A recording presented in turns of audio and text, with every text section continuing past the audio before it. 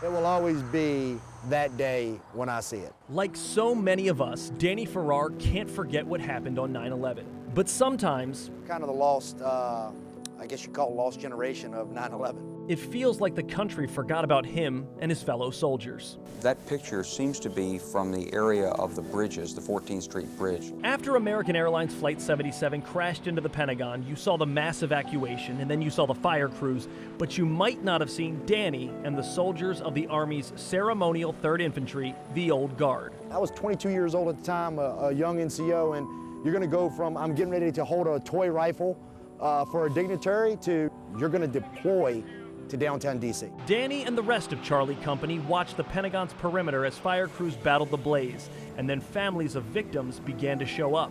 I mean, 24 hours, you just listened to people sobbing and wailing and crying, and you know, it had a profound effect on me. As the fire went out, Charlie Company volunteered for the next task, recovering the bodies from inside the wreckage.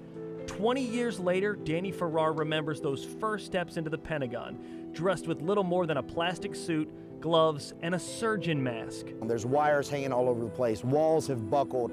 You're walking anywhere between ankle deep to calf deep water from where the fire department has sprayed so much water trying to put the fire out. Amid the wreckage, he remembers finding pieces of the plane, birthday cards and teddy bears, and worst of all, human body parts. You know, the nature of the way that you find these remains it's pretty horrific. I mean, if you can think of a bad way to find a human person, we found them in that way. For the next few weeks, around the clock, the men of Charlie Company combed the rubble for victims. These are images that Danny still carries in his head. And for years after, he battled depression, PTSD, and a slew of physical problems that came from this 9/11 work. It wasn't until the 17th reunion where we all sat down and we're all like, man, yeah, my stomach's just jacked up and my skin is messed up and I have these issues or these nightmares, where guys started to talk. That was 2018, the first time since 9/11 Danny and the men of the Army's 3rd Infantry, Charlie Company, reunited, and healing began. The moment that you understand that you're not alone, I think, is always a profound moment for people, and it makes them feel like, ah, man, I can let my guard down a bit because I'm not weak, I'm not a pansy. A lot of people are struggling. But 20 years later, the men of Charlie Company haven't forgotten each other.